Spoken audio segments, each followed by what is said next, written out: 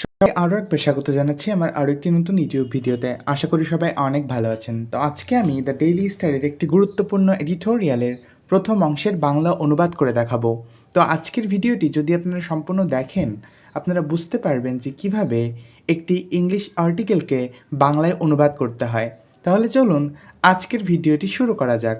এখানে বলছে, can we ever seek justice for sexual violence? ভেঙে বললে, ক্যান উই এভার সিক, আমরা কি কখনোই চাইতে পারবো? সিক মানে হচ্ছে চাওয়া। তাহলে ক্যান উই এভার সিক, আমরা কি কখনোই চাইতে পারবো?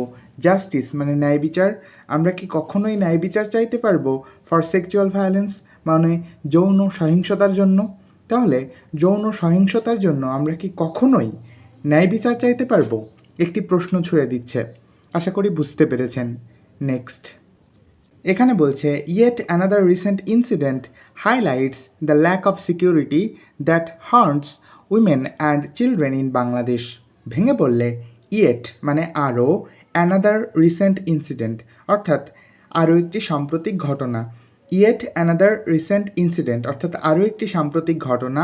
হাইলাইটস, হাইলাইট শব্দের অর্থ এখানে হচ্ছে স্পষ্ট করে তোলা। তাহলে আরও একটি সাম্প্রতিক ঘটনা হাইলাইটস অর্থাৎ স্পষ্ট করে তোলে দ্য ল্যাক অফ সিকিউরিটি অর্থাৎ নিরাপত্তার অভাবকে। ল্যাক অফ মানে হচ্ছে অভাব, আর সিকিউরিটি মানে হচ্ছে নিরাপত্তা। তাহলে আরও একটি সাম্প্রতিক ঘটনা নিরাপত্তার অভাবকে স্পষ্ট করে তোলে। দ্যাট যা হান্টস, হান্ট শব্দের অর্থ এখানে হচ্ছে যে ভীত করে রাখা। তাহলে দ্যাট হান্টস যা ভীত করে রাখে, উইমেন মানে নারীদেরকে ভীত করে রাখে, অ্যান্ড চিলড্রেন এবং শিশুদেরকে ভীত করে রাখে ইন বাংলাদেশ অর্থাৎ বাংলাদেশে। তাহলে পুরোটাকে বাংলায় বললে এমন হচ্ছে যে আরও একটি সাম্প্রতিক ঘটনা নিরাপত্তার অভাবকে স্পষ্ট করে তোলে যা বাংলাদেশে নারী এবং শিশুদের ভীত করে রাখে। আশা করি বুঝতে পেরেছেন। নেক্সট, এখানে বলছে, we share the sentiments in মানুষের জন্য foundations MJF statement condemning the attack, vandalism and threats against the family of a teenage girl in Noakhali's Subarnachar after they filed a case against a madrasa superintendent for attempting to rape her. ভেঙে বললে, we share আমরা প্রকাশ করি, এখানে share শব্দের অর্থ হবে প্রকাশ করা। তাহলে উই শেয়ার আমরা প্রকাশ করি দ্য সেন্টিমেন্টস অর্থাৎ অনুভূতিগুলো। তাহলে আমরা অনুভূতি প্রকাশ করি ইন মানুষের জন্য ফাউন্ডেশনস অর্থাৎ মানুষের জন্য ফাউন্ডেশনের, এটা একটা সংগঠনের নাম। তাহলে মানুষের জন্য ফাউন্ডেশনস সংক্ষেপে MJF স্টেটমেন্ট অর্থাৎ বিবৃতির সাথে। তাহলে আমরা মানুষের জন্য ফাউন্ডেশনের বিবৃতির সাথে অনুভূতি প্রকাশ করি। কন্ডেমিং মানে নিন্দা করে, কন্ডেম মানে হচ্ছে নিন্দা করা। তাহলে কন্ডেমিং মানে নিন্দা করে, কি নিন্দা করে? দ্য অ্যাটাক মানে আক্রমণের নিন্দা করে, ভ্যান্ডালিজম মানে ভাঙচুরের নিন্দা করে, অ্যান্ড থ্রেটস এবং হুমকি ধামকির নিন্দা করে, অ্যাগেনস্ট মানে বিরুদ্ধে, কাদের বিরুদ্ধে? দ্য ফ্যামিলি মানে পরিবারের বিরুদ্ধে, অফ এ টিনেজ গার্ল একটি কিশোরী মেয়ের, ইন নোয়াখালীস সুবর্ণচর অর্থাৎ যার বাড়ি হচ্ছে নোয়াখালী জেলার সুবর্ণচরে।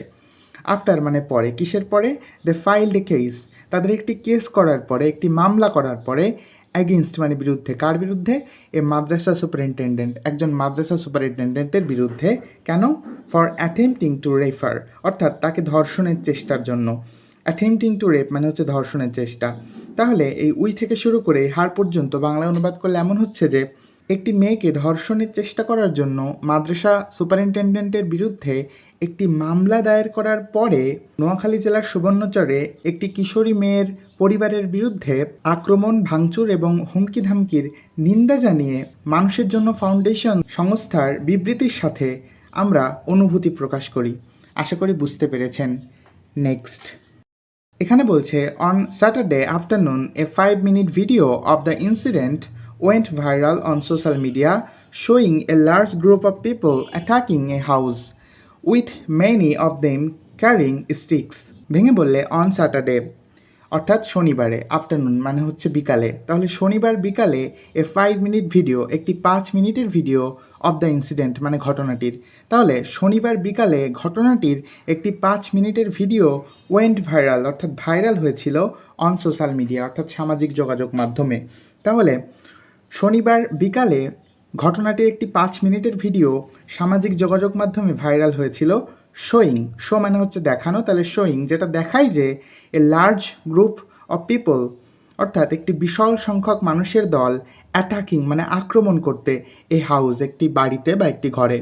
তাহলে শনিবার বিকালে ঘটনাটির একটি 5 মিনিটের ভিডিও সামাজিক যোগাযোগ মাধ্যমে ভাইরাল হয়েছিল, যেখানে দেখা যায় যে একটি বিশাল সংখ্যক মানুষের দল একটি বাড়িতে আক্রমণ করতে উইথ মেনি অফ দেম, তাদের অনেকেই ক্যারিং মানে বহন করছিল স্টিক্স অর্থাৎ লাঠি। অর্থাৎ যে মানুষগুলো আক্রমণ করেছিল তাদের মধ্যে অনেকেই লাঠি বহন করছিল বা তাদের কাছে লাঠি ছিল, এটাই বলতে চাইছে। তাহলে অন স্যাটারডে থেকে শুরু করে স্টিক্স পর্যন্ত বাংলা অনুবাদ করলে এমন হচ্ছে যে শনিবার বিকালে সামাজিক যোগাযোগ মাধ্যমে ঘটনাটির একটি 5 মিনিটের ভিডিও ভাইরাল হয়েছিল, যেখানে দেখা যায় যে একটি বিশাল সংখ্যক মানুষের দল একটি বাড়িতে আক্রমণ করতে এবং তাদের অনেকেরই কাছে লাঠি ছিল। আশা করি বুঝতে পেরেছেন। নেক্সট এখানে বলছে the victims family members are seen crying and the attackers are asking them to withdraw the case.